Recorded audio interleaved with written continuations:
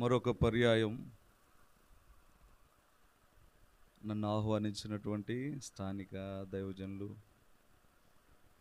రాజ్ కుమార్ అయ్య గారికి, సేవకురాలకి నిండు మనసుతో వందనాలు తెలియజేస్తూ ఉన్నా. ప్రియులు, మమ్మల్ని ఎంతగానో ప్రేమిస్తూ ఉన్నారు. వారి ప్రేమను బట్టి నేను ప్రభువును స్తుతిస్తూ ఉన్నా. అలాగుననే ప్రశాంత్ గారికి కూడా వందనాలు తెలియజేస్తూ ఉన్నాం. దైవజనులు భారముతో ఈ కూడికలు ఏర్పాటు చేయగా నిశ్చయముగా దేవుడు మన ప్రాణాత్మ దేహములను తెప్పరిల్ల చేయునుగాక. వాక్యము ద్వారా నిత్యము మనము బలపరచబడుదుముగాక. ఆమేన్. మనుషుల ద్వారా కాకుండా మనిషికి కాకుండా సమస్త మహిమ యేసయ్యకే కలుగునుగాక. ఆమేన్. రైట్, మంచిది. ఒక చిన్న ఆలోచన ఇది నేను మీతో పంచుకోవాలని ఆశపడుతున్నాను. రండి, బైబిల్ గ్రంథములో నుండి సమూయేలు 2వ గ్రంథము 3వ అధ్యాయము. బైబిల్ ఉన్నటువంటి వారందరూ కూడా తెరచి చూద్దాం. సమూయేలు 2వ గ్రంథము 3వ అధ్యాయము మొదటి వచ్చిన భాగాన్ని మనం చదువుదాం.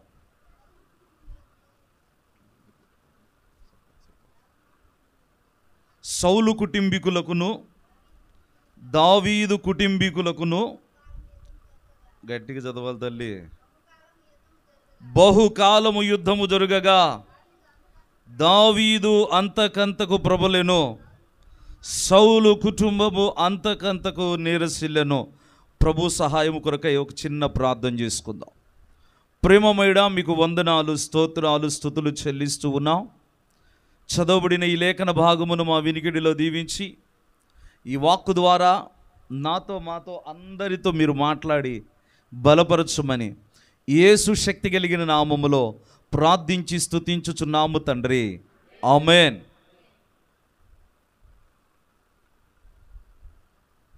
ఈ 21 రోజు ఉపవాస కూడికల్లో మొదటి రోజు దేవుడు నాకు అవకాశం ఇచ్చాడు మీతో కలిసి దేవుని వాక్యం పంచుకోవడానికి. ఆ దినాన నేను మీ దృష్టికి తీసుకొచ్చిన ఆలోచన, యాకోబు ఇశ్రాయేలుగా మార్చబడుటకు అతడు 3 అనుభవాలు కలిగి ఉన్నాడు. వాటిని గురించి నేను మీ దృష్టికి తీసుకొని వచ్చా. ఈ రోజున ప్రభు నా మదిలో పెట్టిన ఆలోచన, ఆ వచనమే మనం ఒక అంశంగా భావించుకుందాం. దావీదు కుటుంబము అంతకంతకు వర్ధిల్లెను, సౌలు కుటుంబము అంతకంతకు నీరసిల్లెను.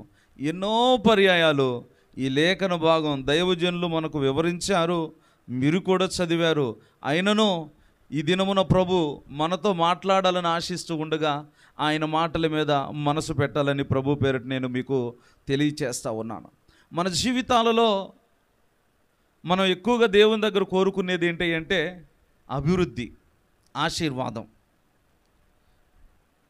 ఆధ్యాత్మికంగా ఎంత బలపరచబడుతున్నా కూడా శరీరం ఏం కోరుకుంటుంది అంటే కుటుంబం వర్ధిల్లాలి, కొరతలన్నీ తీర్చబడాలి, అప్పులన్నీ తీర్చబడాలి, అవసరాలన్నీ తీర్చబడాలి, అన్నీ తీర్చబడాలని అనుకుంటాం.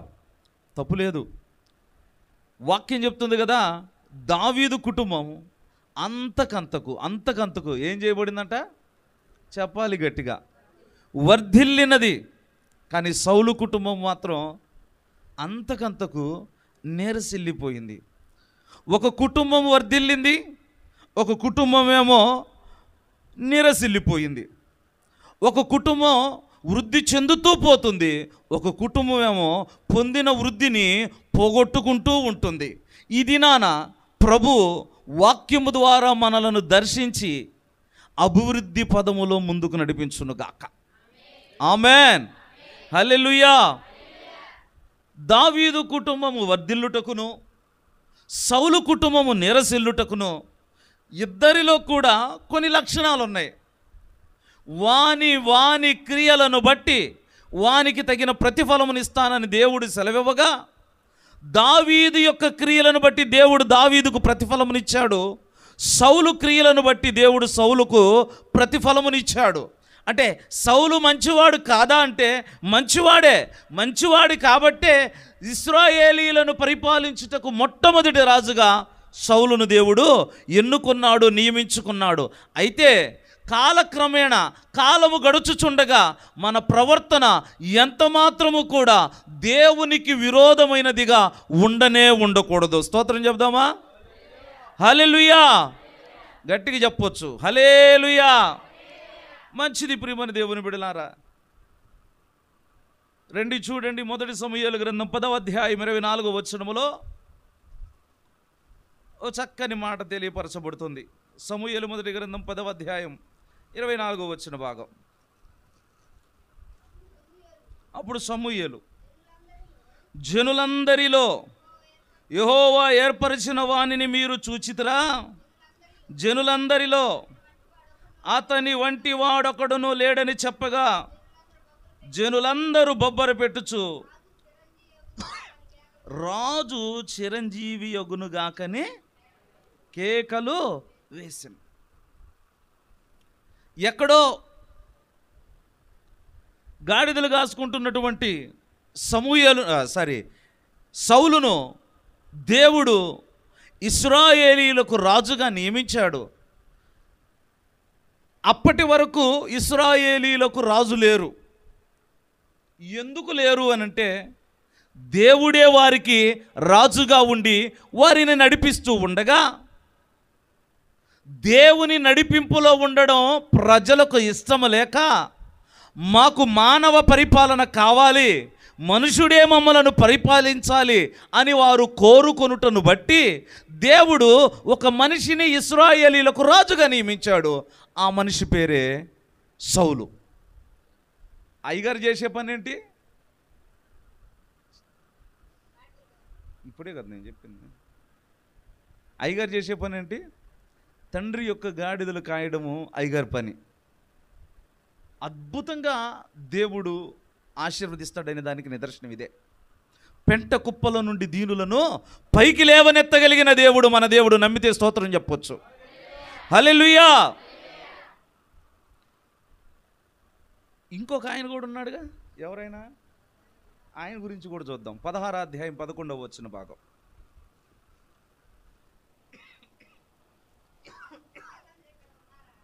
ఏంటంట?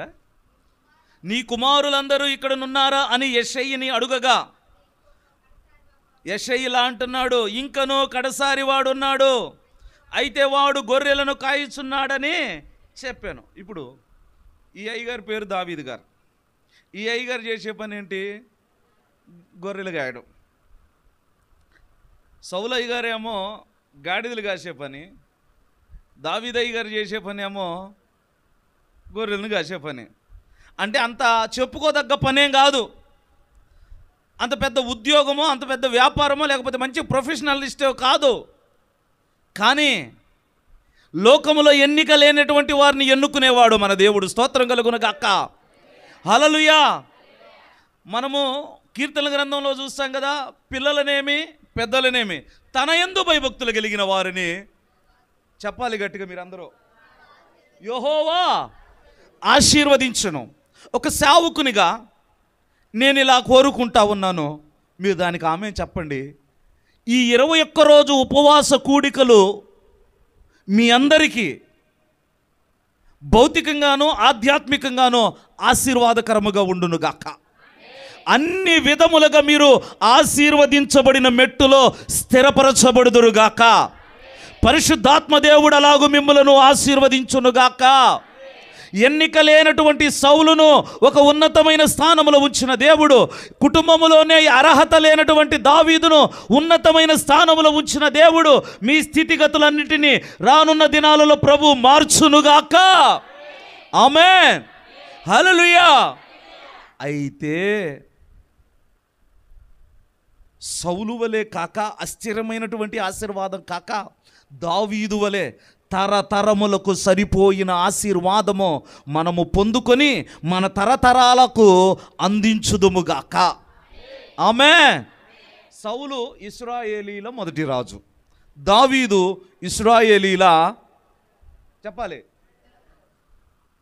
ఆ తర్వాత వచ్చే రాజు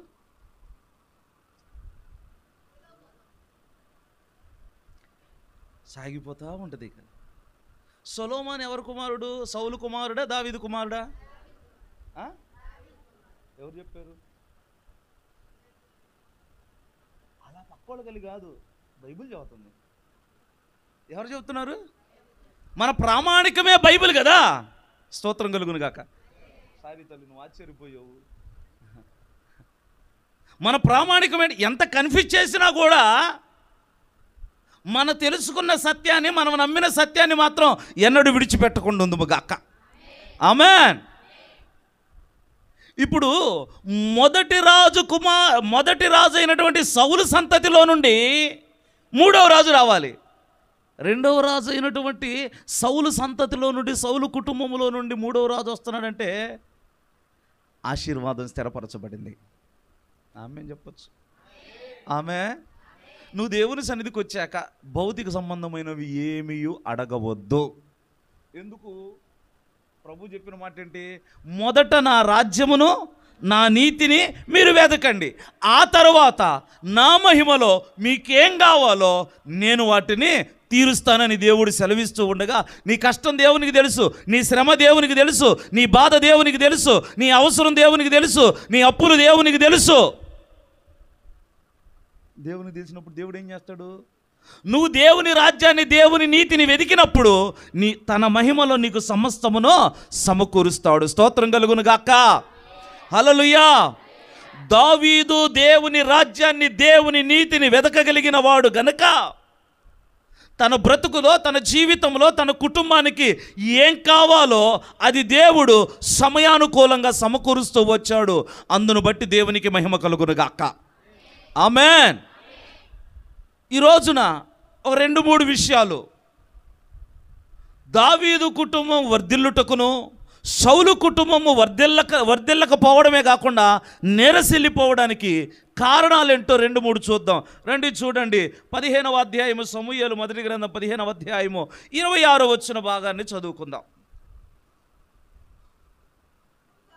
అందుకు సమూయేలు, నీతో కూడా నేను తిరిగి రాను, నీవు యెహోవా ఆజ్ఞను విసర్జించితివి గనుక ఇశ్రాయేలీల మీద రాజుగా ఉండకుండా యెహోవా నిన్ను విసర్జించెనని చెప్పి చాలు. ఈ వాక్య భాగములో దేవుని చేత అభిషేకించబడిన వాడు ఎవరైనా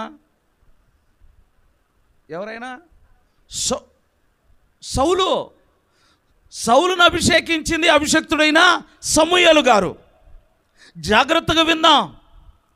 సౌలులో ఉన్న అభిషేకం దేవునిది అని గ్రహించారు ఒక ఆయన. ఎవరైనా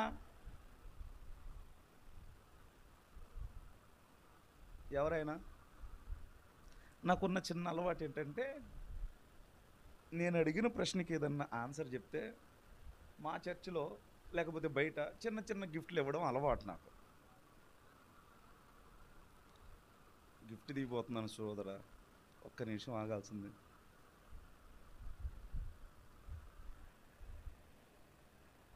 సరే, ఈసారి తెలిసిన వాళ్ళు చెయ్యొద్దండి, త్వరగా చెప్పకండి. దావీదు ఒక మాట అంటాడు, యెహోవా చేత అభిషేకించబడిన వానిని చంపి నేను నిర్దోషి అగుట అసాధ్యం అంటాడు. శత్రువు దేవుని చేత అభిషేకించబడిన వాడు అనేటువంటి స్పర్శ కలిగిన వాడు దావీదు. స్తోత్రం కలుగును గాక. హల్లెలూయా. సందర్భంలో నుంచి ఒక్కమారు పక్కకొచ్చి మరల లోపలికి వెళ్ళాలనుకుంటున్నా. మీ ఎదుట ఈ ప్రాంతంలో సేవ జరిగిస్తున్నటువంటి, యాజక ధర్మం జరిగిస్తున్న దైవజనుడు మీ కొరకు ప్రయాసతో పరిచర్య జరిగిస్తూ ఉన్నప్పుడు వారిని గురించి మంచే కానీ చెడే కానీ, నిజమే కానీ అబద్ధమే కానీ ఎవరి ద్వారా అయినా తెలిసినప్పుడు నీవు చేయాల్సింది ఏంటో తెలిసినా, నమ్మేసేయడం కాదు, మా దైవజనుడు అలాంటోడా కాదా అనే విచక్షణ జ్ఞానము ప్రతి విశ్వాసి కలిగి ఉందురుగాక. ఆమేన్. కనెక్ట్ అవ్వడం కూడా ఎట్లా ఉంటుందో తెలిసిన, ఎవరు తగ్గవాళ్ళు కనెక్ట్ అవుతూ ఉంటారు. స్తోత్రం కలుగును గాక. గౌరవప్రదంగా చెప్పుకోవాలంటే అలా చెప్పుకోవచ్చు. సన్యాసి సన్యాసి కలిస్తే, మన భాషలో చెప్పుకోవాలంటే సన్నాసి సన్నాసి రాసుకుంటే బూడిద రాలింది. వైరాగ్యం కలిగిన వాళ్ళే కనెక్ట్ అవుతారు అన్నట్లుగా ఉంటుంది.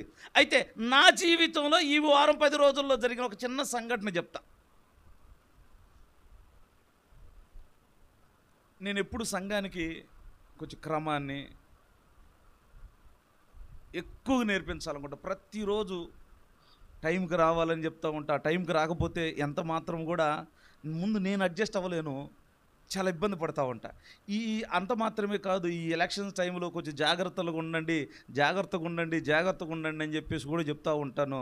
ఆ చెప్పే క్రమంలో నేను మా సంఘానికి నీ చెప్పిన మాట ఏంటంటే, దయచేసి లంచం తీసుకొని ఓటు వేయొద్దు అని చెప్పేసి చెప్పా. రెండోది, ఏది న్యాయమైన పాలన అనిపిస్తే అటు వేయండి తప్ప అభిమానాలు లేకపోతే ఇంకోటి తీసి ప్రక్కన పెట్టని చెప్పేసి అని అన్నా. ఈ లోపుకి ఏం జరిగిందంటే, ఒక పార్టీకి చెందిన ఆయన ప్రచారంలో భాగంగా మందిరం దగ్గరికి వచ్చాడు. లోపలికి వస్తుంటే ప్రార్థన జరుగుతుంది, పాటలు పడతా ఉన్నారు. ప్రార్థన చెయ్యాలా, మేము ప్రార్థన వెళ్ళండి అని పంపించాలా? మీరు చెప్పండి. చెయ్యాలి కదా. ఏ పార్టీ అయితే నాకెందుకు? ప్రార్థన సహాయం కోరుకొని వచ్చినప్పుడు నేను చెయ్యాలి. ప్రార్థన చేసి పంపించా. మోషే కాలంలో కూడా ఉన్నారు ఇలాంటి భక్తులు. ఎవరోళ్ళు? దైవజనుణ్ణి తప్పు పట్టడానికి, దైవజనుణ్ణి ఎదిరించడానికి ఎన్నే ఎంబ్రైనటువంటి వారు కూడా ఉన్నారు. వీళ్ళు ఏం చేశారు? దైవజనుణ్ణి ఎదిరించారు. అట్లానే ఒక తల్లి ఏమందో తెలిసిన, ఆయన నీతులు చెప్తాడు కానీ నీతులు పాటించడు. నేను పాటించదు ఏంది? ప్రార్థన కోసం ఆయన వస్తే నేను ప్రార్థన చేసి పంపించా. నేను నీతి తప్పింది ఏమి లేదు కదా, యేసు రక్తమే చేయం. నిన్న మేమిద్దరం ఓటు హక్కును వినియోగించుకొని ఎప్పుడు కూడా అందరూ ఫేస్బుక్లో వాట్సాప్లో ఓటేసామని పెడతా ఉంటారు.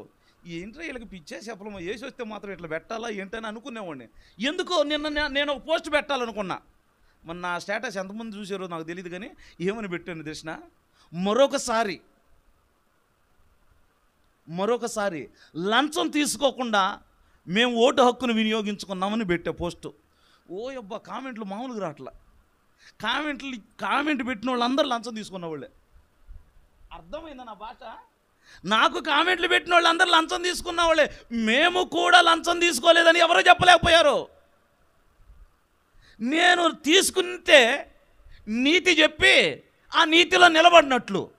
ఇక్కడ ఎందుకు నేను ఈ మాటలు చెప్తున్నాను అనంటే, దైవజనుని ఒక మాట అనేటప్పుడు దావీదు కలిగిన స్పర్శ ప్రతి విశ్వాసి కలిగి ఉందురుగాక. ఏమన్నాడు దావీదు? యెహోవా చేత అభిషేకించబడిన వానిని చంపి నిర్దోషియగుట అసాధ్యం. అంటే దేవుని చేత అభిషేకించబడిన వారిని, దేవుని చేత పిలువబడిన వారిని, దేవుని చేత ఏర్పరచబడిన వారిని, దేవునికి ప్రజలకు మధ్యవర్తిత్వం వహిస్తూ దేవుని యొక్క పని చేస్తున్నటువంటి వారిని ఒక్క మాట కూడా తొందరపడి మాట్లాడకూడదు.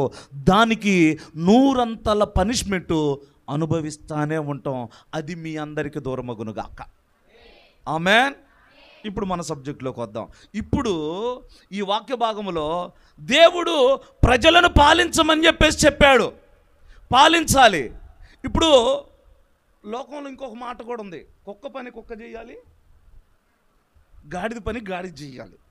రాజు పని ఏంటంటే రాజ్యాన్ని ఏలడం, ప్రజలను సుభిక్షంగా ఉంచడం, ప్రజలకు ఏం కావాలో చూసుకోవడం. యాజకుని పని ఏంటి? ధూపం వేయడం. యాజకుడు చేయాల్సిన పనిని రాజుగారు సాహసించి చేయుట వలన అతడు దేవుని దృష్టికి పాపము చేసిన వాడాయనో. నా ప్రియమైన దేవుని బిడ్డలారా, చాలా జాగ్రత్తగా గమనించండి. సమూయేలు జీవితంలో తప్పు చేశాడు. చేసిన తప్పును దేవుని ఎదుట ఒప్పుకోలేదు. సౌలు కుటుంబము అంతకంతకు నాశనమైపోవడానికి, అంతకంతము నేరసెళ్ళిపోవడానికి సౌలు చేసిన తప్పును దేవుని ఎదుట ఒప్పుకోలేదు. సౌలు పక్షమున సమూయేలు విజ్ఞాపన చేస్తుంటే దేవుడు ఏమన్నాడు తెలిసినా, నేను అతన్ని విడిచిపెట్టాను, నేను అతన్ని విసర్జించాను, నీవు అతని కొరకు ఇంకెంత మాత్రము ప్రార్థన చేయొద్దు.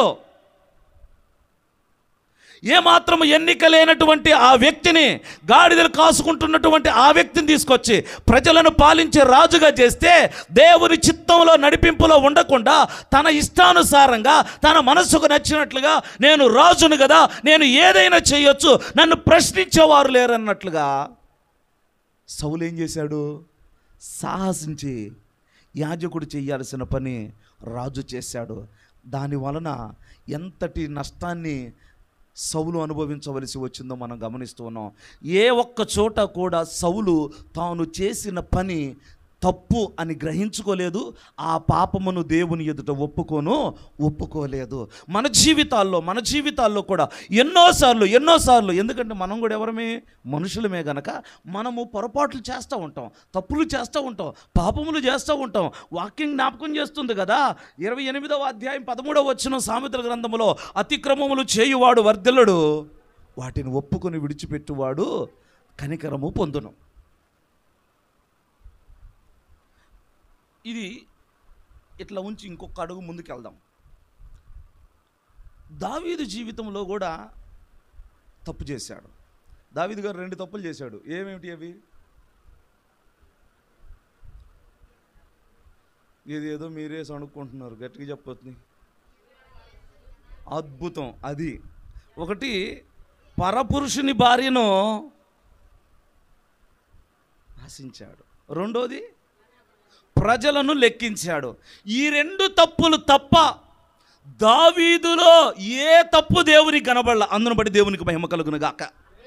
ఒకవేళ దేవుడు గనక మన గురించి సర్వే చేపిస్తే, ఎలక్షన్ల సర్వే కాదు, మనలో ఎవరెవరు ఎన్ని తప్పులు చేశారో సర్వే చేపిస్తే యేసు రక్తమే చెయ్యం. 1 అరా ఉంటుందేమో మంచి, మొత్తం కనబడేది తప్పులే, మంచి కాదు. ఇప్పుడు దావీదు గురించి చెప్తున్న మాట ఏంటి? ఈ 2 తప్ప దావీదులో ఏ లోపము దేవునికి కనపడలేదంట. స్తోత్రం కలుగును గాక. మనం ఇందాక జ్ఞాపకం చేసుకున్నాం కదా, 116వ కీర్తనలో, తన యందు భయభక్తులు కలిగినటువంటి వారు, పిల్లలైనా పెద్దలైనా ఎవరైనా దేవుని యందు భయభక్తులు కలిగి ఉంటే దేవుడు వారిని ఏం చేస్తాడు? ఒకసారి ఆ మాట దగ్గరికి వెళ్దాం రండి, చూడండి. తన యందు భయభక్తులు గల వారిని ఆయన ఏం చేస్తున్నాడంట? ఎన్నో వచనమమ్మా, ఎన్నో చరణం? 115, 13. ఎవరైతే దేవుని యందు భయభక్తులు కలిగి ఉంటారో దేవుడు వారిని ఆశీర్వదిస్తాడు. ఈ వాక్య భాగాన్ని బట్టి సౌలు దేవుడంటే భయము లేదు, దేవుని మాట అంటే భయము లేదు, దేవుడు నన్ను మరలా ప్రశ్నిస్తాడేమో, దేవునికి నేను మరలా లెక్క చెప్పాలన్న ఆలోచన లేకుండా, ఏమాత్రం భయము లేకుండా ఇష్టానుసారంగా సాహసించి చేయకూడని పని చేసి ఆ చేసిన దానిని కూడా దేవుని ఎదుట ఒప్పుకొన్నటువంటి స్థితిలో ఉన్నాడు. కానీ దావీదు జీవితంలో తప్పు చేశాడు, పాపం చేశాడు. దేవుడు ప్రవక్తను పంపించాడు. ఊరియా ప్రవక్తను పంపించిన తర్వాత ప్రవక్త ద్వారా హెచ్చరించబడినప్పుడు, స్తోత్రం కలుగును గాక. ఎట్లా ప్రవక్త ద్వారా చెప్పాలి మీరందరూ. ప్రవక్త ద్వారా అంటే ఇప్పుడు ప్రవక్త ఏం చేశాడు? ఎవరిని? దావీదు అనబడుతున్న రాజుని హెచ్చరించగలిగిన కృప దేవుడు ప్రవక్తలకు ఇచ్చాడు. స్తోత్రం కలుగును గాక. ఈ స్థలమందు కూర్చొని ఉన్నటువంటి వారు ఎవరైనా సరే, నీ స్థాయి ఎంతటిదైనా, నీ గౌరవం ఎంతటిదైనా, నిన్ను బాగు చేయాలని, నిన్ను దేవుని ఎదుట నిలబెట్టాలని దైవజనుడు నిన్ను హెచ్చరించుచున్నప్పుడు, నిన్ను సరిచేస్తూ ఉన్నప్పుడు, నిన్ను గద్దిస్తూ ఉన్నప్పుడు, నీతిమంతుడు నిన్ను గద్దించుచుండగా అది నీకు తైలాభిషేకముగా గ్రహించి ఆ గద్దింపునకు లోబడుదువుగాక. ఆమేన్. నా ప్రియమైన దేవుని బిడ్డలారా, దైవజనుడు దావీదును హెచ్చరిస్తున్నప్పుడు, దావీదును గద్దిస్తూ ఉన్నప్పుడు, ఆ మనుషుడు నీవే అని చెప్పినప్పుడు హృదయపూర్వకంగా గద్దింపుకు లోబడ్డాడు. స్తోత్రం కలుగును గాక. దానికి నిదర్శనం ఏంటంటే 51వ కీర్తన అంతా కూడా చదివితే దేవుని పాదాలు పట్టుకొని దావీదు ఏం చేస్తున్నాడు? చేసిన తప్పు అంతటిని ఒప్పుకుంటున్నాడు. మనమైతే ఏమని ప్రార్థన చేస్తాం చెప్పండి? నువ్వైతే ఏమని చేస్తావు చెప్పనా? ప్రభువా ఒకవేళ ఒకవేళ ఏంటంట ఒకవేళ ఏంటండి నేనేమైనా తప్పు చేసి ఉంటే, నువ్వేమన్నా నీతిమంతురాలువా నీతిమంతుడువా పరిపూర్ణ పరిశుద్ధుడువా ఈ మాట అంటానికి? ఒకవేళ నేనేమైనా తప్పు దావీదు అలా ప్రార్థన చేయలా, నీ ఎదుట నేను నీకు విరోధముగా పాపము చేశాను, కేవలం నీకు విరోధముగా నేను పాపం అంటే పాపాన్ని ఒప్పుకునేటప్పుడు హృదయపూర్వకంగా ఒప్పుకుంటున్నాడు. అరాకొర సిగ్గుపడుతూ పాపాలు ఒప్పుకోలా. సిగ్గుపడాల్సిన చోట సిగ్గుపట్టలేదు, సిగ్గుపడకూడని చోట సిగ్గుపడుతున్నారు. తప్పు చేసేటప్పుడు సిగ్గుపడాలి, తప్పు ఒప్పుకునేటప్పుడు సిగ్గుపడాల్సిన అవసరం లేదు. కానీ మనుషులు ఎలా అలవాటు పడ్డారు దేశన? చేసేటప్పుడు సిగ్గుపడతలా, చేసిన తర్వాత చెప్పుకోవడానికి ఒప్పుకోవడానికి సిగ్గుపడుతున్నారు. ఇది దైవికమైన క్రమం ఎంత మాత్రమో కాదు. ఇంకో మాట చెప్పాలంటే ఇది ఎవరు సంఘస్థుల యొక్క అలవాటు తెలిసిన? సౌలు గారి సంఘస్థుల అలవాటు. ఎవరు అమ్మాయిలో? సౌలు గారి సంఘం ఉంది, దావీదు గారి సంఘం ఉంది. మరి నువ్వే సంఘమో చూడు, రెండు ఉండేగా. మరి నోవాహు గారి సంఘంలో రెండు ఉండే. ఏంటి అవి? మనం చెప్పుకున్నాగా, చిన్న పాట పాడుకున్నాగా. నోవాహు ఓడనే సంఘములో రెండు పక్షులు, ఒకటి మాట వినిన పావురం, రెండోది లోబడని కాకి. ఇప్పుడు లోబడని కాకి ఎవరు? సౌలయ్య గారు. లోబడిన కాకి, మాట విని కాకి ఎవరు? దావీదయ్య గారు. దావీదయ్య గారు ఏం చేస్తున్నాడు? 51వ కీర్తన అంతా కూడా ప్రభు పాదాలు పట్టుకొని ఒప్పుకుంటూనే ఉన్నాడు. నిజంగా నా ప్రియమైన దేవుని బిడ్డలారా గమనించండి, దావీదు కుటుంబము అంతకంతకు వర్ధిల్లుటకును, సౌలు కుటుంబము అంతకంతకు నీరసిల్లుటకును వీరిరువురు మధ్య ఉన్నటువంటి తేడా ఏంటో తెలిసిన? సౌలు చేసిన తప్పును పాపమును దేవుని ఎదుట ఒప్పుకోలేదు. దావీదు చేసిన తప్పును పాపమును దేవుని ఎదుట ఒప్పుకొని విడిచిపెడుతున్నాడు. అందుకే కదా సామెతల గ్రంథంలో 28వ అధ్యాయంలో చెప్పబడింది, అతిక్రమములు చేయువాడు వర్ధిల్లడు, వాటిని ఒప్పుకొని విడిచిపెట్టువాడు దేవుని కనికరమును పొందుకొనును. ఇప్పుడు చూద్దాము దావీదు జీవితంలో దేవుని కనికరం పొందుకోవడానికి, దేవుని కృప పొందుకోవడానికి, తన తర్వాత సంతతి పిల్లలు ఆశీర్వదించబడినట్లుగా ఆ దేవుని యొక్క సింహాసనాన్ని అధిష్ఠించే కృప దావీదు తరానికి, దావీదు యొక్క కుటుంబానికి ఎలా వచ్చిందంటే, దావీదు చేసిన తప్పును దేవుని ఎదుట ఒప్పుకున్నాడు. నా ప్రియమైన దేవుని బిడ్డలారా, ముందే చెప్పుకున్నాం కదా, ఈ 21 రోజు ఉపవాస ప్రార్థనల ద్వారా మనము అన్ని విధాలుగా ఆశీర్వదించబడుదుముగాక. ఆమేన్. ఆశీర్వదించబడుటకు, ఆ ఆశీర్వాదము పొందకపోవడానికి నీ పాపము ఎంత మాత్రమో అడ్డుగా ఉండకుండునుగాక. నీకు రావలసిన ఆశీర్వాదము రాకుండా ఆపుతున్న ప్రతి విధమైన శాపము, పాపము యేసు నామములో తొలగిపోవునుగాక. ఆమేన్, ఆమేన్. హృదయపూర్వకంగా ప్రభు పాదాలు పట్టుకొని, ప్రభువా నాకు తెలిసిన పాపాలన్నీ, నాకు గుర్తున్న పాపాలన్నీ నీ ఎదుట ఒప్పుకొని విడిచిపెడుతున్నానయ్యా, నీ కృప కొరకు వేడుకుంటున్నానయ్యా. నీ ఎదుట ఒప్పుకొనినటువంటి వారిని కనికరించే దేవుడవు కదయ్యా, క్షమించే దేవుడవు కదయ్యా. దావీదును క్షమించిన దేవా నన్ను కూడా క్షమించండి అని ఒక్క మాట నీవు యేసయ్యతో చెప్పగలిగితే, నమ్మదగిన వాడును నీతిమంతుడైన ప్రభు నిన్ను విడిచిపెట్టే దేవుడు కాడు. ఆమేన్, ఆమేన్. నేను ఎప్పుడు ఇలా జ్ఞాపకం చేసుకుంటా, పాత నిబంధన విశ్వాసులకే దేవుడు అంత కృపనిస్తే, క్రొత్త నిబంధన విశ్వాసులమైన మనకు, ఈ కృపాకాలంలో ఉన్న మనకు అంత కృపనివ్వడా దేవుడు? ఇస్తాడు. కానీ వారున్నంత వైరాగ్యంగా మనం ఉండలేకపోతున్నాం, వారు దేవుని దృష్టికి నమ్మకంగా ఉన్నట్లుగా మనం ఉండలేకపోతున్నాం. ప్రియమైన దేవుని బిడ్డలారా, దావీదు అంతకంతకు వర్ధిల్లుటకు కారణం, దావీదు చేసిన తప్పును పాపమును దేవుని ఎదుట ఒప్పుకున్నాడు, విడిచిపెడుతున్నాడు. రాజ్యం ఏమనుకుంటుందని అని అనుకోలా, రాజ్యంలో ఉన్నటువంటి వారు ఏమనుకుంటారని అని అనుకోలా, నా కింద పనిచేస్తున్నటువంటి ఆ యొక్క పనివారు కావచ్చు, అధికారులు కావచ్చు, సామంతులు కావచ్చు, వీళ్ళందరూ ఏమనుకుంటారని అనుకోలా. చేసిందే పనికి మాలిన పని అయినప్పుడు ఒప్పుకోవడానికి ఎందుకు సిగ్గుపడాలని యథార్థ హృదయముతో దేవుని పాదాలు పట్టుకొని ప్రార్థన చేస్తూనే ఉన్నాడు. స్తోత్రం కలుగునుగాక. నా ప్రియమైన దేవుని బిడ్డలారా, ఒకవేళ మనుషులతో చెప్పుకోవడం, లేకపోతే మనుషుల ముందు నీవు అది ఒప్పుకోవడం నీకు ఇబ్బందిగా ఉంటే, ఒంటరిగా ఏకాంతంగా ప్రభు పాదాలు పట్టుకో. హృదయాంతరంగముల్లో గూడుగట్టుకుపోయిన ప్రతి పాపమును ప్రభు దగ్గర ఒప్పుకొని విడిచిపెట్టి తొలగించుకుందువు గాక. నీ మీద, నీ కుటుంబాల మీద సాతానుగాడు వేసినటువంటి ఆ శాపమనే కాడి తొలగిపోవునట్లుగా, ఆశీర్వాదం రానివ్వకుండా, ఆశీర్వాదం పొందుకోకుండా ఒప్పుకోవాలి. ఎగ్జాంపుల్గా మాత్రం ఈ మాట చెప్పి సాగిపోతాం. లూకాసు వార్త 19వ అధ్యాయంలో మీరు బైబిల్ చూడొద్దు. ఒక ఆయన మంచి లంచం తీసుకునే అయ్యగారు పేరేంటి? అయ్యగారు బాగా వసూలు చేశాడు. ప్రజలందరూ తిట్టుకుంటున్నారు. అయితే ప్రభు ఆ ఇంటికి వచ్చిన తర్వాత, ప్రభు తనతో మాట్లాడాక జక్కయ్య గారు అంటున్న మాట ఏంటో తెలిసిన? ప్రభువా, ఎవని యొద్ద, ఈ మాట జాగ్రత్తగా పట్టుకుందాం, ఎవని యొద్ద నేను అన్యాయముగా ఎంతైతే తీసుకున్నానో వానికి తిరిగి మరలా 4 గంటలు యేసు రక్తమే చేయం. ఎవరు నన్ను తిట్టేవనుకో ఇంటికి దగ్గర, ఇప్పుడు నువ్వేం చేయాలి? అప్పు చేసి నీ తీర్చముంటే తీరుస్తాం.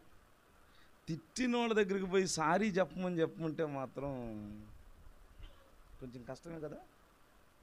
భక్తులారా, నా మాట మీకు అర్థమైతే మీరు స్పందిస్తారు. కష్టమే కదా.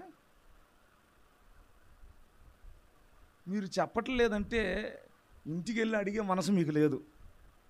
అది లేనంత కాలం దేవుని కనికరం నువ్వు పొందలేవు. దావీదు ఇలా ఆలోచించలేదు. ఆలస్యం చేస్తే, ప్రభువుని అడగకపోతే, నేనే కాదు నా తర్వాత నా పిల్లలు, వారి పిల్లల పిల్లలు, నా సంతతి అంతా శాపగ్రస్తమనే కాడి క్రింద ఉంటుంది. అయ్యో, నా వలన నా తర్వాత సంతతి శాపం అనుభవించడానికి వీలు లేదని యథార్థ హృదయంతో ప్రభు పాదాలు పట్టుకొని చేసిన ప్రతి తప్పును, పాపమును, పొరపాటును, అవిధేయతను ఒప్పుకొని విడిచిపెట్టాడు. చేసేటప్పుడేమో ఎవరికి తెలియకూడదని చేశాడు, ఒప్పుకునేటప్పుడేమో అందరికి తెలియచేసేటట్టు చేశాడు. అద్భుతం ఏంటో చెప్పనా? 2024 సంవత్సరాల క్రితం, క్రీస్తుకు పూర్వం ఎప్పుడో జరిగిన సంఘటన. ఇప్పటికీ దావీదు చేసిన ఒక్క తప్పు గురించి పాస్టర్లు ప్రపంచానికి చెప్పినంత ఇంకెవడు చెప్పలా. అర్థమైందనా మీకు? పాస్టర్లు ప్రపంచానికి దావీదు గురించి చెప్పినట్టు ఇంకెవరు చెప్పలా. కానీ ఆ చెప్పిన దాంట్లో కంక్లూజన్ ఏంటో తెలిసిన? దావీదు ఒప్పుకున్నంతగా ఇంకెవరు ఒప్పుకోవాలా. స్తోత్రం కలుగును గాక. దావీదు అందుకే ఆశీర్వదించబడ్డాడు. నీ దీవెన నాకు కావాలి, నీ ఆశీర్వాదం నాకు కావాలి, నీ కృప నాకు కావాలి, నీ తోడు నాకు కావాలి, నీ నీడ నాకు కావాలని పాడతావు. పాడే ఒక్క పాటకు కూడా పాటకు తగ్గట్టుగా బ్రతకం. నీ మాట చాలయ్యా పాడరా, అది ఉండాలన్నా మీకు. నీ తోడు చాలయ్యా, నిజమేనా? లెగిస్తే ఈ మాట తప్ప ఇంకే మాట వినవు నువ్వు. యేసు రక్తమే చేయవు. ఏ మాట? ఇంట్లో అమ్మ పిలిచినా, నాన్న పిలిచినా, భార్య పిలిచినా, భర్త పిలిచినా ఆగో అంటామే తప్ప దీని మాట వినకుండా మాత్రం ఉండలేవు.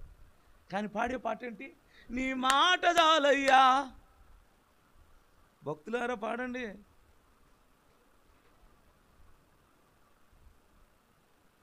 ఓరు ఓరు ఓరు ఓరు ఓరు ఎంత మోసం చూసారా?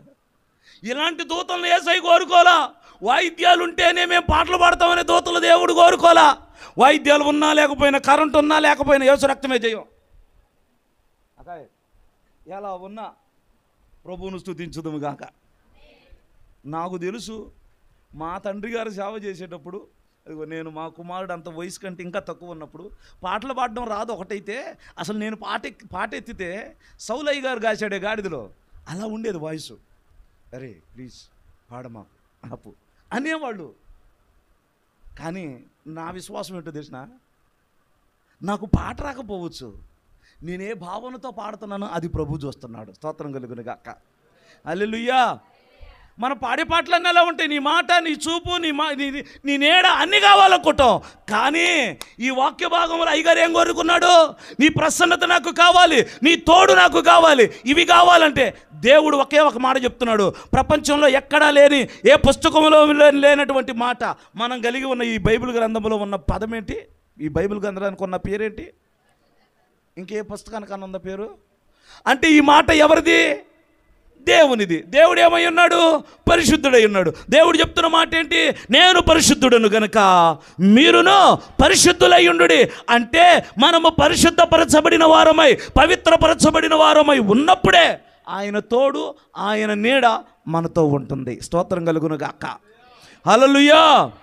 నా ప్రియమైన దేవుని బిడ్డలారా, ఒక భక్తుడు ఈ రీతిగా మాట్లాడారు. ఏంటంటే ఆ మాట, ప్రాణం పోయే వరకు ప్రాణం కంటే ఎక్కువగా పరిశుద్ధతను కాపాడుకొందుముగాక.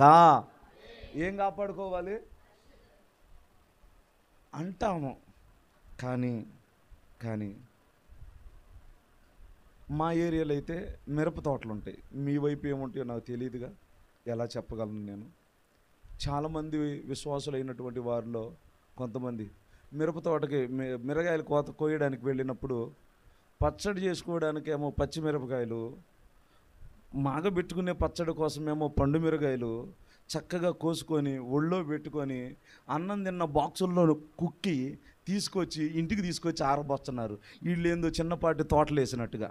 ఎవరిల్లు? పేరుకు విశ్వాసులు అనవద్దు, పేరుకు విశ్వాసులు. చేస్తున్న పని ఏంటి? దొంగతనం. ఏంటది? నీ ప్రాంతంలో ఏ పంట పడుతుందో నాకు తెలీదు. ఆ పంటలో నువ్వేమైనా దొంగతనం చేస్తే యేసు రక్తమే చెయ్యం. నువ్వు దేవుని బిడ్డవు కాదు. దేవుని బిడ్డవు అవ్వాలంటే మాత్రం చేసిన తప్పు ఏదైనా దేవుని ఎదుట ఒప్పుకొని విడిచిపెట్టుదుము గాక. గట్టిగా చెప్పు. రోడ్డు చేతులు కూడా తీసుకొచ్చారుగా, తెచ్చారా తెలేదా? మరి లేపు చెప్పవచ్చు. స్తోత్రం కలుగును గాక. కుంటి చేతులు కాదు. హల్లెలూయా. సందర్భాన్ని బట్టి ఒక మాట చెప్తున్నా. దేవుడు ఒక మాట అన్నాడు, మీరు నా ఎదుట దొంగతనం చేశారు అని అన్నాడు. ఎందును బట్టి అన్నాడు ఆ మాట? ప్రజలు దేవునికి ఇవ్వవలసిన దానిని ఇవ్వకపోవుటను బట్టి ప్రభు ఏమన్నాడు? మీరు నా ఎదుట దొంగతనం చేశారు. దొంగతనం పాపమా కదా? అందరు చెప్పట్లా.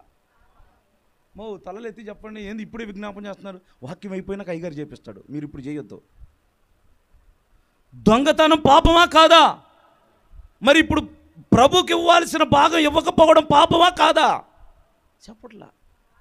అరే స్తోత్రం, మీకు దీవెన కలుగును గాక, ఆశీర్వాదం కలుగును గాక అంటే సంఘం అంతా ఏకస్వరంతో ఆమెనంటది. కానీ ఇలాంటి వాటిని గురించి అడిగితే మాత్రం ఎవరు సమాధానం చెప్పట్లా. పాపమా కాదా? మరి నువ్వు ఏ స్థితిలో ఉన్నావు? నీవు పాపివా? నువ్వేంటి? నువ్వెవరివి? నీవు కాకివా పౌరానివా?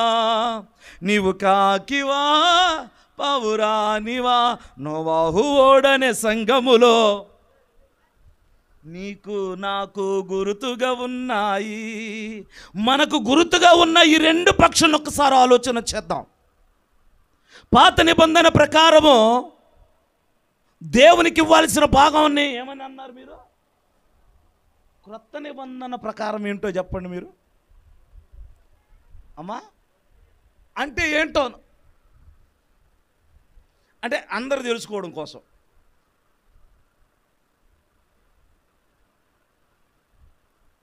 వర్ధిల్లిన కొలది స్తోత్రం కలుగును గాక, స్తోత్రం కలుగును గాక, స్తోత్రం కలుగును గాక.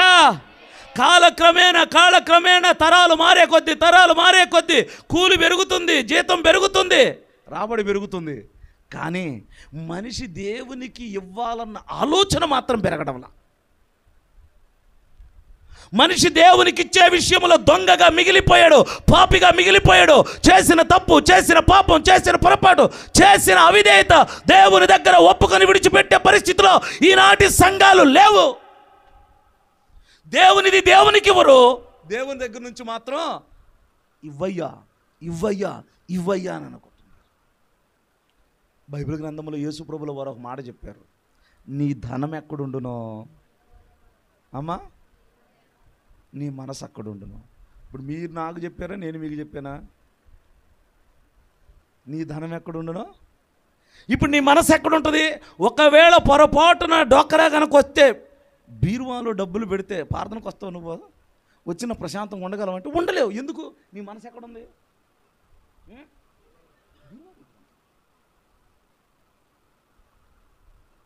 యేసు ప్రభుల వారు చెప్తున్నమాట, నీ ధనం ఎక్కడుండునో నీ మనసు అక్కడ. మన ధనం ఎక్కడుండాలి? ప్రభుకి ఇద్దాం. స్తోత్రం కలుగును గాక.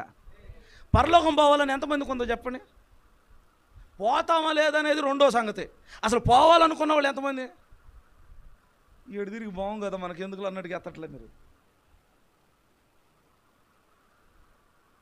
పోతారా? పోవాలనుందా? ఆ రైట్ మంచిది.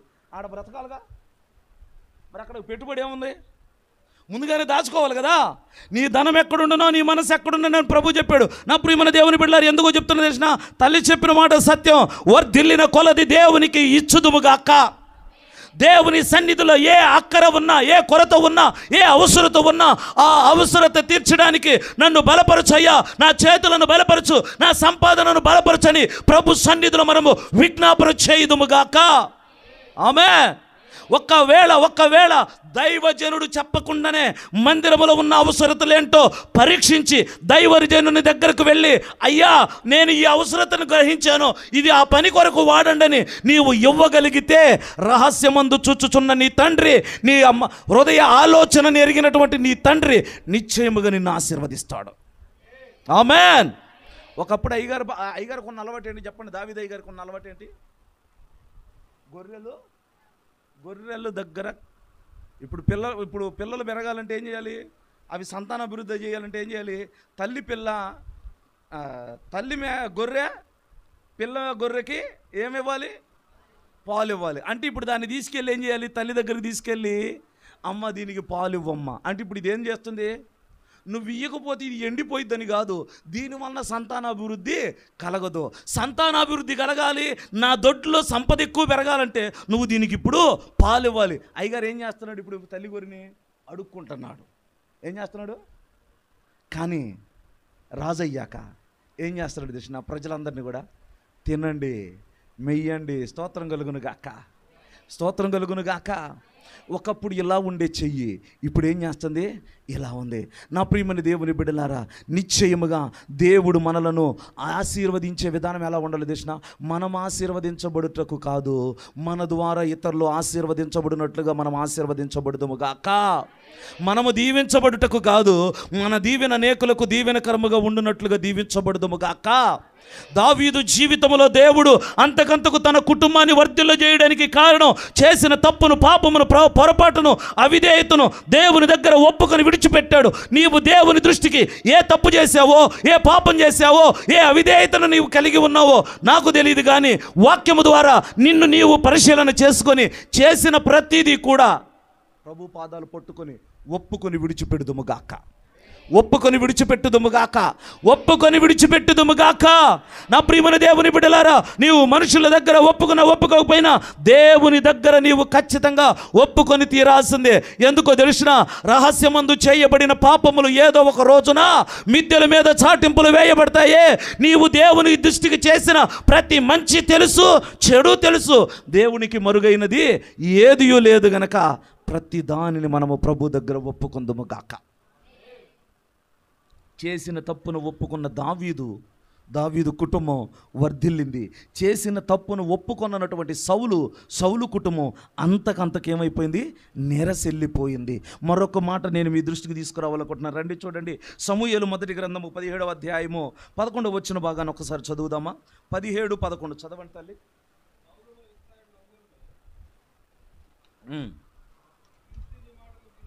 సౌలును ఇశ్రాయేలీలందరూ ఆ ఫిలిష్తీయుని మాట వినినప్పుడు బహుభీతులైరి. చదవండి అయ్యా. సారీ 11 వచనం చదివాం కదా, 47 వచనం కూడా చదువుదాం. 47. అప్పుడు యెహోవా కత్తి చేతును ఈటె చేతును రక్షించువాడు కాదని ఈ దండువారి చేతను తెలుసుకొందురు. యుద్ధము యెహోవాదే. నా వైపు ఒకసారి ఇలాగా ఆలకించండి ఈ మాట. 17వ అధ్యాయం 11వ వచనములోనే సౌలు గారు కనిపిస్తున్నారు. సౌలు ఆలోచన ఏంటి? ఈ బలవంతుడైన గొల్యాతును ఓడించడం నా వల్ల కాదు. ఓడించడం సరే, అసలు అతని ముందు నిలబడుటకు కూడా నాకు శక్తి చాలదని భయపడిపోతూ ఉన్నాడు. రాజు యుద్ధ నేర్పరితనము కలిగిన వాడు, ఎన్నో యుద్ధాల్లో జయమొందిన వాడు. ఒక్క వ్యక్తికి భయపడిపోయాడు. ఇప్పుడు దావీదు 47వ వచనంలో అన్నదమ్ముల యొక్క క్షేమ సమాచారము తండ్రికి అందించుట కొరకు వచ్చినటువంటి దావీదు ఏం జరిగిందని తెలుసుకొని ఏమంటున్నాడు తెలిసిన? నేను చేస్తా యుద్ధం. ఎందుకో తెలిసిన? యుద్ధం ఎవరిది? యుద్ధం ఎవరిది? యెహోవాది. మన బ్రతుకుల్లో, ఈ జీవన యాత్రలో ఎన్నో ప్రమాదకరమైనటువంటి పరిస్థితులు ఏర్పడుతూ ఉంటాయి. యుద్ధ వాతావరణం నెలకొల్పబడినట్లుగా ఉంటుంది మన జీవితం. అపవాది అయిన సాతానుగాడు ఏదో ఒక రూపేణ మనల్ని భయపెడుతూనే ఉంటాడు. శ్రమలు, కష్టాలు, శోధనలు, ఇరుకులు, ఇబ్బందులు, అనారోగ్యం, ఆర్థిక పరిస్థితులు, నెమ్మది లేనటువంటి పరిస్థితులు, నిందలు అనుభవించేటువంటి పరిస్థితులు, దేవునికి నమ్మకంగా జీవిస్తున్నాను, పరిశుద్ధంగా జీవిస్తున్నాను, పవిత్రంగా జీవిస్తున్నాను, ప్రతిరోజు ఉపవాస గుడికి వస్తున్నాను. సాతానుగాడు ఏం చేస్తూ ఉంటాడు తెలిసిన? ఏదో ఒక విధంగా నేను శోధించాలనుకుంటాడు. దైవజనులు ఇందాక తెలియజేశారు కదా, ముగింపులోకి వచ్చేసాం. ఎన్ని శోధనలు వచ్చినా కూడా దేవుని దృష్టికి నమ్మకంగా జీవించండి అని అన్నారే. సాతానుగాడు ఏం చేస్తాడు తెలిసిన? ముగింపులో నిన్ను పడేయాలని చూస్తాడు. సౌలులాగా ఎంత మాత్రము కూడా శ్రమను చూసి, శోధనను చూసి, యుద్ధమును చూసి భయపడకూడదు. శత్రువును చూసి ఎన్నడూ భయపడకుందుముగాక. ఆమేన్, ఆమేన్. అసలు యుద్ధం అంటే ఏంటో తెలియదు, ఎలా చేయాలో తెలియదు, దానికి కావలసినటువంటి సిద్ధపాటు ఏంటో తెలియదు. ఒకే ఒక మాట అన్నాడు, యుద్ధము కత్తి చేతను ఈటి చేతను కాదు, నా దేవుడే రక్షణ. స్తోత్రం కలుగును గాక. నా దేవుడే, నా దేవుడు. ఈ మాట జాగ్రత్తగా పట్టుకుందాం. 40 సంవత్సరాలు ఇశ్రాయేలీల ప్రజలను పరిపాలించినటువంటి ఇశ్రాయేలీల మొట్టమొదటి రాజు అయినటువంటి సౌలు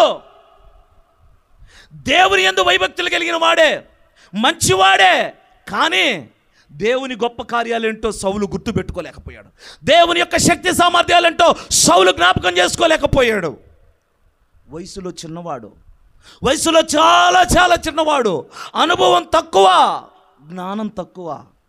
కానీ తాను కాయుచున్న మందలోనికి సింహం వచ్చింది, ఎలుగుబంటి వచ్చింది. సింహము యొక్క బలము నుండి, ఎలుగుబంటి యొక్క బలము నుండి తాను కాయుచున్న మందను రక్షించుటకు బలమునిచ్చినటువంటి దేవుడు ఈ సున్నతి లేని ఫిలిష్తీయుని ఓడించుటకు బలమునివ్వడా? ఇస్తాడు. విశ్వాసికి ఉండాల్సినటువంటి నిరీక్షణ, విశ్వాసం ఏంటో తెలిసిన? నా జీవితంలో ఎదురవుతున్న శోధన ఏదైనా, ఇబ్బంది ఏదైనా, శ్రమ ఏదైనా, నేను దేవునికి దగ్గరగా ఉండాలనుకుంటుంటే సాతానుగాడు ఏదో ఒక శోధన పెడుతున్నాడు. ఈ 21 రోజులో ఏ ఒక్క రోజు ఆగిపోకుండా వెళ్ళాలనుకుంటే సాతానుగాడు ఏదో ఒక శోధన పెడుతున్నాడు. కానీ దానిని జయించగలిగిన శక్తిని నా దేవుడు నాకు ఇస్తాడనే విశ్వాసంతో సాగిపోవద్దుము గాక. ఆమేన్, ఆమేన్. చిన్నవాడు, యుద్ధ నేర్పరితనము తెలియనివాడు యుద్ధము యెహోవాదే అంటున్నాడు. రాజుగారి దగ్గర నుంచి యుద్ధ భూమిలోకి వచ్చాడు. గొల్యాతు చూస్తున్నాడు. గొల్యాతుకి అర్థంగా, ఎవడో పాపం పిల్లోడు ఆడుకుంటూ వచ్చాడు కావాలా. పిల్లలు ఆడుకునేటప్పుడు బాల్ కానీ లేకపోతే వాళ్ళు ఆడుకునే కారు కానీ వచ్చే అలా జరిగిపోయింది అనుకో, మన సీరియస్గా మాట్లాడుకుంటున్నప్పుడు ఏం చేస్తారు? ఫన్నీగా వస్తారు, దాన్ని తీసుకొని హీ అంటారు, వెళ్ళిపోతారు. అవునా కదా? ఇప్పుడు దావీదు వస్తుంటే గొల్యాతుకి అర్థం కాలా. ఏంటంటావేంటి? నీతో తలబడ్డానికి వస్తున్నా, నాతోనా? అరే, మీరు రాజును చూసావా? మీ అన్నలను చూసావా? సైన్యాధిపతిని చూసావా? సైనికులను చూసావా? రాజ్యంలో ఉన్న వాళ్ళందరూ చూసావా? ఒక్కడు కూడా నా ముందు నిలబడలేకపోతానంటే అసలు ఏమంటాడు తెలిసిన? ఒరే నువ్వు నా దృష్టికి, నేను నీ దృష్టికి ఎలా కనపడుతున్నాను? కుక్కలాగా కనపడుతున్నాను. మనసులో అవును ఏంటంట, ఏంటంట అవును ఏంటంట. శత్రువుని చూసామన్నాడు అంతే, అవును ఏంటంట. స్తోత్రం కలుగును గాక. బలహీనతల యందునా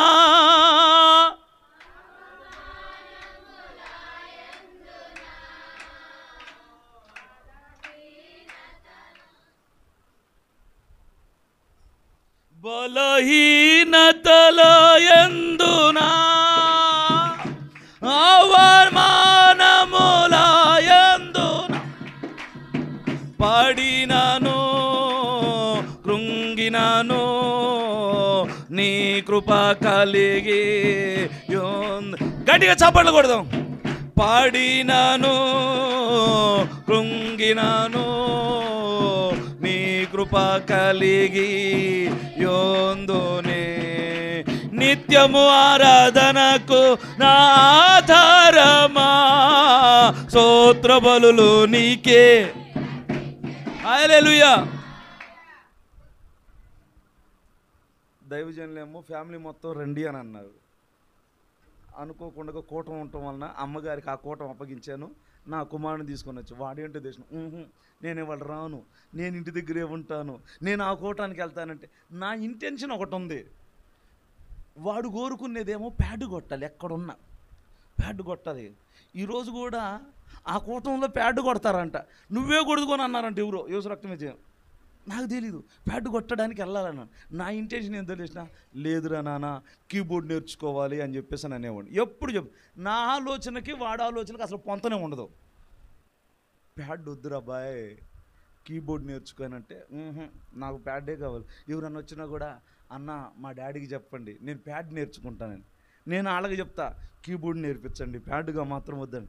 ఇంటెన్షన్ ఏంటంటే, సహోదరులు ఉన్నారుగా ప్రశాంత్ గారు, ఒకసారి చూస్తాడు కొంచెం మనసులో పడుద్ది, దేవుడు ఏమన్నా బుద్ధి పుట్టిస్తే వాడు మనసు మార్చుకుంటాడేమోనని. స్తోత్రం కలుగును గాక.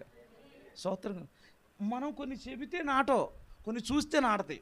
స్తోత్రం కలుగును గాక. హల్లెలూయా. డ్రమ్ము కొట్టాడు కాబట్టి ఆ మాట చెప్పా. ఎందుకంటే బండి దిగినాక కూడా మొహం మార్చే వచ్చాడు, కొంచెం వాడు సంతోషంగా ఉంటాడు. ఇప్పుడు మనం వాడిన పాట ఏంటి? బలహీనతల యందున అవమానముల యందున పడినను కృంగినను బ్రతికినా చచ్చినా నేను నిలబడతానని వచ్చాడు. ఎవరైనా నేను మరలా చెప్తున్నా, వయసు లేదు, అనుభవం లేదు, అలవాటు లేదు, కానీ హైటు చూడలా. నువ్వేంట్రా ఇంత నేను వామ్మో వామ్మో వామ్మో, ఈ బాధలు నా వల్ల కావు, ఈ కష్టాలు నా వల్ల కావు, సత్యపేడ అనే భక్తులు లేరా? వీళ్ళంతా సౌలు సంగస్తులు. ఎవరు సంగతులు వీళ్ళు? ప్రాణ భయమును తొలగించినావు, ప్రాకారములను దాటించినావు. ప్రాణ భయమును ప్రాకారములను దాటించినావు.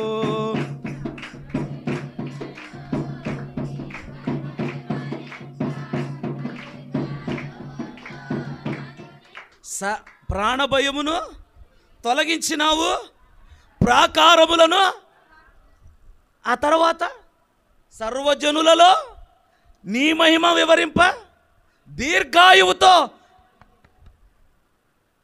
దేవుడు నిన్ను బ్రతికించే దేవుడు. ఆమెన్ చెప్పు. దీర్ఘాయువు చేత తృప్తిపరిచే దేవుడు. స్తోత్రం కలుగును గాక.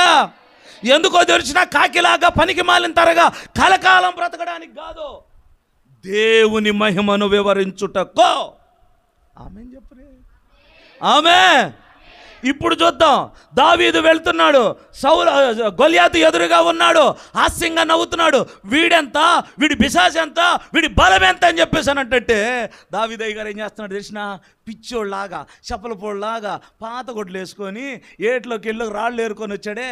ఒకటి తీసుకొని చిన్నప్పుడు ఒక కవర్లో రాయి చుట్టి గిరా గిరా తిప్పి స్తంభాలకి మీద ఉన్న కరెంట్ తీగలకి వేసి అలవాటు ఎవరికన్నా ఉందాడు? నాకుంది. అలాగే అయ్యగారు ఏం చేస్తున్నాడు తెలిసిన, ఇసిరి కొడితే ఓరి బాబు పైనుంచి కిందకి అన్ని యుద్ధాయుధాలు ధరించిన నుదుటిని కొట్టగానే అంతలో 6 మూరల మూర అంటే ఎంత? ఇప్పుడు సరిగ్గా గొలవట్ల పూలు అమ్మేవాళ్ళు మూర, అవునా కాదా? అసలు వాళ్ళు ఎంత ఆశ్చర్యంగా మూర కొలుతున్నారంటే, ఇదిగో ఏడబొట్టుకుంటారు, ఏడబొట్టుకొని ఇట్ట పెడతారు మూర అంటారు. మూర అయితే ఎక్కడి నుంచి స్టార్ట్ అయ్యి ఇక్కడ దాకా ఉంటుంది. ఎక్కడ దాకా? ఆడ కొలిచేది ఇక్కడికే, ఇక్కడ నుంచి కొలుస్తారు, ఇక్కడ కొలుస్తారు. మూర ఎన్ని మూరలు? మొత్తం 6 మూరలు. మళ్ళీ ఎంత తోడు ఏం చేశాడు? మిగిలిన వాళ్ళందరూ, మీ తమ్ముడికి ఏం పని లేదా, మీ తమ్ముడికి ఏమి పని లేదా, వాడు ఎందుకు వెళ్తున్నాడు, చస్తాడు చస్తాడు. వీళ్ళు అన్నలు అనుకుంటున్నారు, ఆల్రెడీ మేము చెప్పాం, వాడు వినలా. యేసు రక్తమే జయం. చావడానికి కాదు, చంపడానికి. ఆమేన్. నీ ఎదుటున్నటువంటి సమస్య, నీకున్న కష్టం ఎంతటిదైనా ఎదిరించి జయించే శక్తి నీ దేవుడు నీకిచ్చునుగాక. ఇక్కడ నేను చెప్పాలనుకుంటున్న మాట ఏంటంటే, దావీదు తన చింత యావత్తంతా దేవుని మీద వేశాడు, తన కష్టమంతా దేవునికి అప్పగించాడు, తన బాధలన్నీ దేవునికి అప్పగించాడు, తను కృంగిన స్థితి అంతా దేవునికి అప్పగించాడు. ఇశ్రాయేలీయులు ఆ గొల్యాతు మాటల వలన అవమానపరచబడతాడేమోనని చెప్పేసి దేవుడు దావీదును పంపగా, దావీదు దేవునిని బట్టి చెప్తున్న మాట ఏంటో తెలిసిన, యుద్ధం చేసేది నేను కాదు, ఎవరు? యెహోవాయే. యుద్ధము యెహోవాదే, యుద్ధము జరిగించువాడు యెహోవాయే, యుద్ధములో విజయమునిచ్చువాడు యెహోవాయే. ఆమేన్. నేను నమ్మిన దేవుడు, నా ఎదుట ఉన్న శత్రువు ఎంత బలమైనోడైనా వానిని ఓడించి వాని ద్వారా నాకు, నా సంతతికి, నా జనాంగమునకు విజయమునిచ్చే దేవుడు. ఆమేన్. ఎప్పుడైతే గొల్యాతు పడిపోయాడో అప్పుడు అందరూ కూడా ఏం చేస్తున్నారు? అమ్మగారు వాళ్ళందరూ ఏమంటున్నారు చెప్పండి? ముందు అనొచ్చుగా. మనుషులు బలం చూసి మాట్లాడతాడు, దేవుడు బలపరిచి జరిగిస్తాడు. దావీదులో గొప్పతనం లేదు, కానీ గొప్పతనం అంత ఎవరిదే? దేవునిదే.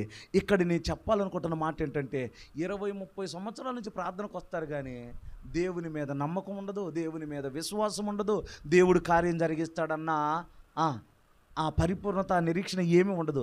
ప్రారంభ దినాలలో ఉన్నటువంటి విశ్వాసం ఈరోజు కనబడట్లా. నా ప్రియమైన దేవుని బిడ్డలారా, ఈ 21 రోజు ఉపవాస కూడికలు ఎందుకంటే, పోయినసారే చెప్పాను నేను, ఇవి మనకు ఒక రీఛార్జ్ లాంటిది. ఛార్జింగ్ అయిపోతే మళ్ళీ ఏం చేయాలి? బోర్డు దగ్గరికి వెళ్ళిపోయి పిన్ని తీసేసుకొని ఏం చేయాలి? ఛార్జ్ చేసుకుంటూ ఉండాలి. ఈ ఉపవాస ప్రార్థనల ద్వారా దేవునితో సహవాసం చేస్తూ ఆధ్యాత్మికంగా ఛార్జింగ్ చేయబడుదుముగాక, కోల్పోయిన నిరీక్షణను పొందుకొందుముగాక, కోల్పోయిన విశ్వాసమును తిరిగి పొందుకొందుముగాక. శత్రువు ఎంత బలమైన వాడైనా, నిందలు ఎంత పెద్దవైనా సరే, వాటన్నిటిలో విజయమునిచ్చేవాడు నా దేవుడు. స్తోత్రం కలుగునుగాక. సౌలు యుద్ధం నాది అనుకున్నాడు, దావీదు యుద్ధం దేవునిది అనుకున్నాడు. కష్టం నాది అనుకోవద్దు, దేవుడు నీకు తోడుగా ఉన్నాడు. నా ప్రియమైన దేవుని బిడ్డలారా, యేసయ్య ఉన్న దోనిలోనే తుఫాను వస్తే శిష్యులు ఏం చేస్తున్నారు? అప్పుడే అద్భుతం చూసి బయలుదేరి మరలా వెంటనే ఏం చేస్తున్నారు? కలవరపడిపోతున్న సమయంలో యేసు ప్రభు అనుకున్నాడు, నేను లేకపోతే వీళ్ళు భయపడుతున్నారని చెప్పేసి ఏం చేశారు? యేసయ్య నడుచుకుంటూ వస్తున్నాడు. ఈలోపు వీళ్ళు ఏమంటున్నారు? ఊరు బాబు, తుఫాను వచ్చి మనం వెళ్ళాడుతుంటే మళ్ళీ మనకు భూతం వస్తుంది ఏంటని. యేసు ప్రభు అన్నాడు, నేనే, భయపడకూడదు. ఒకసారి యేసయ్య అమరంలో పడుకొని ఉన్నాడు, తుఫాను వచ్చింది. వీళ్ళు యేసయ్యని ఏమంటున్నారు? మన భాషలో చెప్పిన, నిద్రమోహముడా లేరా బాబు, తుఫాను వచ్చి మేము చచ్చేటట్టుకుంటే నీకెట్ట నిద్ర పడుతుంది? నువ్వు లేపేదాకా యేసయ్య లేకుండా ఉండేవాడు కాదు. నువ్వు కునికినా ఆయన కునికే దేవుడు కాడు. నా ప్రియమైన దేవుని బిడ్డలారా, దావీదు ద్వారా అద్భుతాన్ని జరిగించిన దేవుడు నీ ద్వారా కూడా దేవుడు అద్భుతములు జరిగించునుగాక, అద్భుతములు జరిగించునుగాక. అప్పుడు స్త్రీలు అన్న మాట ఏంటో తెలిసిన, సౌలు ఒక వేల కొలదియు తంట వచ్చేదంతా మీ వల్లనే. ఎవరి వలన? గురిగొండల ఇళ్ళు. రాజుగారు ముందు ఏమాత్రం గుర్తింపు లేనోడిని నువ్వు గొప్పోడు రాజుగారు ఊరుకుంటాడా? చంపడానికి ప్రయత్నం చేశాడు. అసలు దావీదు మీద సౌలు విషపు చూపు నిలిపాను అనే మాట ఎందుకు చెప్పండి? నన్ను ఎక్కువగా గనపరచకుండా ఆ నెవుడిను ఎక్కువగా ఎవరు ఎంత పని చేస్తారో ఆ పనికి తగ్గ ప్రతిఫలం ఉంటుంది. ఆమె ఇంకొక మాట చెప్తాను. సౌలు దావీదును చంపాలనుకున్న ప్రతిసారి దావీదు దాక్కుంటూనే ఉన్నాడు. కారణం ఏంటో తెలిసిన? అది దేవుని చిత్తం. దాగుకొనుట వలన దేవుడు వర్ధిల్ల చేశాడు. స్తోత్రం కలుగును గాక. 2 విషయాలు చూసాం. ఒకటి, సౌలు చేసిన తప్పును ఒప్పుకోలేదు, దావీదు చేసిన తప్పును పాపమును ఒప్పుకున్నాడు. పాపం ఒప్పుకోవటం వలన కుటుంబం వర్ధిల్ల ఉంటారు. నేను అనేక పర్యాయములు సేవకుల కూడికలో కూడా చెప్పిన మాట ఇదే. ఏంటి అనంటే, సేవకుడిది కాదు, సేవ చేయమని దేవుడు ఆ స్థలంలో పెట్టాడు. సో విశ్వాసులు వచ్చినా రాకపోయినా నమ్మకంగా సేవ చేయడమే తప్ప ఆలోచించి ఆరోగ్యం పాడు చేసుకుంటే ప్రయోజనమో ఏమీ లేదు. ఆలోచించి ఆరోగ్యం పాడు చేసుకునే కంటే ఆ సమయం ప్రభు పాదాల దగ్గర పడితే ఖచ్చితంగా సంఘ పరిచర్యలు దేవుడు మార్పు తీసుకొని వస్తాడు. స్తోత్రం కలుగును గాక. హల్లెలూయా. ఒక 5 నిమిషాల్లో నేను ముగింపులోకి రావడానికి ఇష్టపడుతున్నాను కనుక చివరి మాట చెప్తా. ఉండడానికి చాలా ఉన్నాను. చివరి మాట ఏంటంటే 18 అధ్యాయం 19 వచ్చిన ఒక్కసారి చదవండి. 18, 19.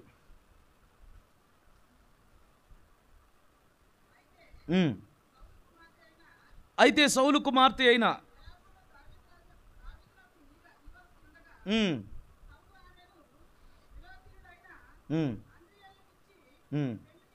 ఇప్పుడు మాట ఏం చెప్పాడు?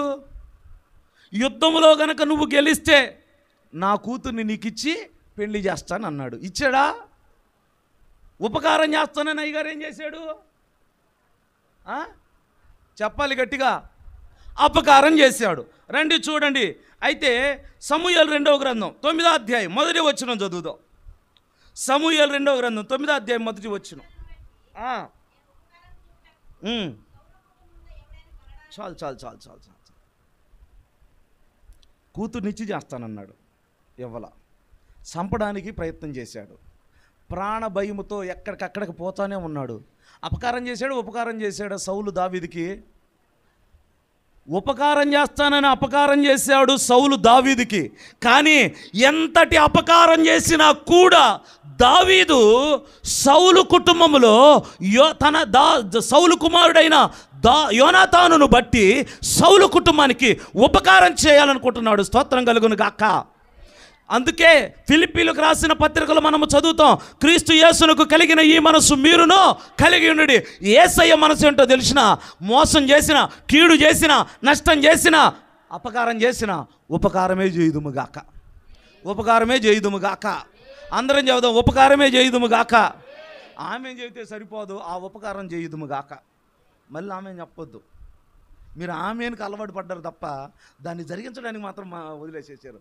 అపకారం. అందుకే శత్రువు మన గురించి పొగుడుతుంటే ఎంత బాగుంటుందో.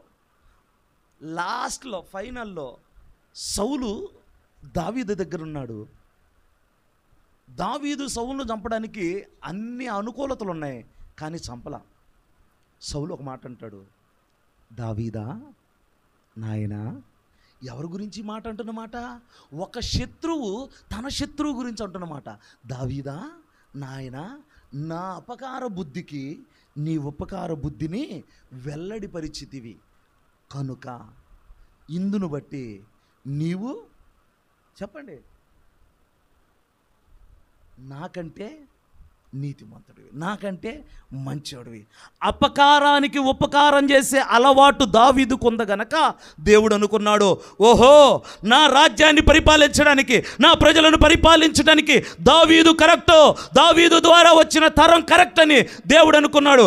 అంటే ఎవడైనా తిడితే తిరిగి కొట్టేవాడిని, తిరిగి తిట్టేవాడిని దేవుడు ఎన్నుకోడు, ఆశీర్వదించడు. ఆమె చెప్పు. ఏమండి పాస్టర్ గారు, లోకంలో తిట్టేవాళ్ళు ఆశీర్వదించబడుతున్నారు కదంటే అది దేవుడిచ్చిన ఆశీర్వాదం కాదు. నమ్మితే స్తోత్రం చెప్పచ్చు.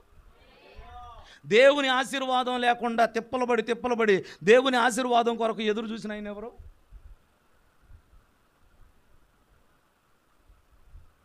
నన్ను బాధ గురి చేయమాకండి. పోయినసారిగా నేను చెప్పింది ఏంటండి మీరు ఇలా చేస్తారు? యాకోబు అన్నకు రావలసిన జ్యేష్ఠత్వ హక్కును తీసుకున్నాడు. అన్నను ఆశీర్వదించాల్సిన ఆశీర్వాదం తండ్రిని మోసం చేసి తీసుకున్నాడు. ఇద్దరు మోసం చేసి అన్న ఆశీర్వాదాన్ని తీసుకొని మేనమామ దగ్గరికి వెళ్ళిపోయాడు. పనికి మాలను పని చేసిన వాళ్ళు అంతా ఎక్కడ ఉంటారు? మొన్నే చెప్పి మాట, మేనమామ దగ్గరే, అమ్మ పుట్టింట్లోనే ఉంటారు అంతకాలం. ఎంతకాలం? అంతకాలం అంటే ఎంతకాలం? ఎంతకాలం ఉన్నాడు యాకోబు మేనమామ దగ్గర? 21 సంవత్సరాలు. ఏం చెప్పాలనుకున్నాను అంతకుముందు?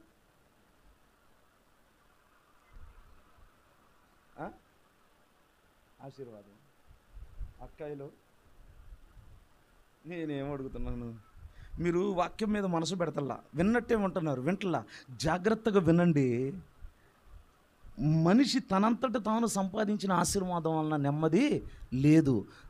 యాకోబు అది గ్రహించి 21 సంవత్సరాల తర్వాత కూడా ఈ ఆశీర్వాదం నాకొద్దు, ఈ దీవెన నాకొద్దు, నీవు నన్ను దీవిస్తేనే కానీ నేను ఎక్కడి నుంచి వెళ్ళనన్నాడు. దావీదు జీవితంలో కూడా దేవుని ఆశీర్వాదమును పొందుకోగలగడానికి 3 విషయాలు చెప్పాను. 1, చేసిన పాపాన్ని దేవుని ఎదుట ఒప్పుకుంటాడు. 2వది, ఎన్ని శ్రమలు వచ్చినా, ఎన్ని శోధనలు వచ్చినా, ఎన్ని ఇబ్బందులు వచ్చినా నాకు జయమునిచ్చేది నా దేవుడే. ఈ సమస్య నాది కాదు, ఇది దేవునిది. ఎందుకు? యేసయ్య ఏమని చెప్పాడు? మీ చింత యావత్తు నా మీద వేయండి అన్నాడు. కాబట్టి నా సమస్యలన్నీ దేవునికి అప్పగిస్తున్నానని చెప్పేసి దేవునికి అప్పగించాడే తప్ప, ఏందమ్మా ప్రార్థనకు రాలేదంటే ఏం చెప్పుకుంటావు పాస్టర్ గారు, కష్టాలన్నీ మాకే, బాధలన్నీ మాకే అని చెప్పేసి ఒక్కొక్క విశ్వాసం చెప్తుంటే ఆశ్చర్యం వేసింది. ఎంత వాక్యం చెప్పినా కానీ వీళ్ళు మాత్రం మారు మోసపోందరని. ఎందుకు? వీళ్ళంతా ఏ సంఘస్థులు? సౌలు గారి సంఘస్థులు, దావీదు గారి సంఘస్థులు. అయితే చింత ఈ సమస్య ఎవరిది? దేవుని అప్పగిస్తారు. 3వదిగా, సౌలేమో ఉపకారం చేస్తానని చెప్పి అపకారం చేశాడు, మేలు చేస్తానని చెప్పి కీడు చేశాడు. కానీ దావీదు మాత్రం కీడు చేసిన వానికి కూడా మేలు చేశాడు. ఇది దేవుని మనసు. నా ప్రియమైన దేవుని బిడ్డలారా, జాగ్రత్తగా గమనించండి. అతడు రాజుగా ఉన్నప్పుడు ఇతను చంపాలనుకున్నాడు, ఇతడు రాజుగా ఉన్నప్పుడు అతన్ని బ్రతికించాలనుకుంటున్నాడు, అతని కుటుంబానికి మేలు చేయాలనుకుంటున్నాడు. అమ్మా, దేవుడు నీ జీవితంలో నిన్ను, నీ తర్వాత నీ పిల్లలైనటువంటి వారిని ఆశీర్వదించినట్లుగా దావీదు కుటుంబాన్ని ఆశీర్వదించాలని దేవుడు తలంచి, సింహాసనము మీద కూర్చుండబెట్టాలని దేవుడు తలంచి, అంతకంతకు వర్ధిల్ల చేసిన దేవుడు నిన్ను, నీ కుటుంబాన్ని, నీకు కలిగిన దానినంతటిని దేవుడు ఆశీర్వదించినట్లుగా దావీదు కలిగి ఉన్న ఈ 3 లక్షణాలు మనం కూడా కలిగి ఉన్నాం. నీ ద్వారా నీ కుటుంబం, నీ సంతతి ఆశీర్వదించబడుతుంది. ఎంతగా ఆశీర్వదించబడుతుందంటే, మనము చదువుకుంటూ వస్తూ ఉంటే జాగ్రత్తగా ఈ మాటలు గమనిద్దాం. క్రొత్త నిబంధనలోనికి వచ్చాక యేసయ్యను ఎవరి కుమారునిగా ప్రస్తావించారో చెప్పండి. అంతకంటే మించిన ఆశీర్వాదం ఏం కావాలండి? ఏంటంట? దావీదు కుమారుడా. అసలు యేసయ్య ఏ కాలం వాడు, దావీదు ఏ కాలం వాడు అంటే అది దేవుడు దావీదుకి ఇచ్చిన ఆశీర్వాదం. ఆమేన్. అది ఎప్పుడు జరుగుతుందో తెలిసిన? తల్ల వచ్చుదాం, కళ్ళు ముద్దాం. నీలో నేనుండుటే, నీవుండుటే నా ఆత్మీయ అనుభవమే, పరిశుద్ధాత్ముని. అందరూ మోకరించుదాం, తలలో ఉంచుదాం, కళ్ళు ముద్దాం, ప్రార్థన చేసుకుందాం. నీలో నేనుండుటే, నాలో నీవుండుటే నా ఆత్మీయ అనుభవమే, పరిశుద్ధాత్ముని అభిషేకముతో నే పరిపూర్ణత చెందేదా. ఆహా నా ధన్యత, ఓహో నా భాగ్యము, ఏమని వివరింతును, ఏమని వివరింతును, ఏమని వివరింతును, ఏమని వివరింతును.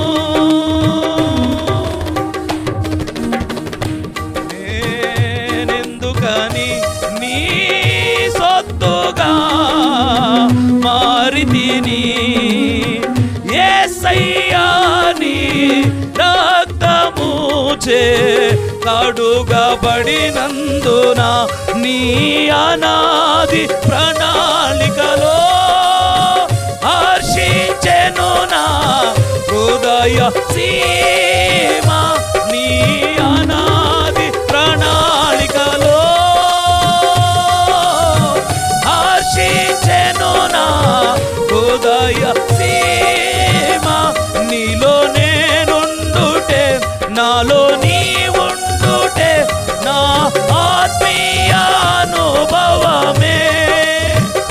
పరిశుద్ధాత్ముని పరిశుద్ధాత్ముని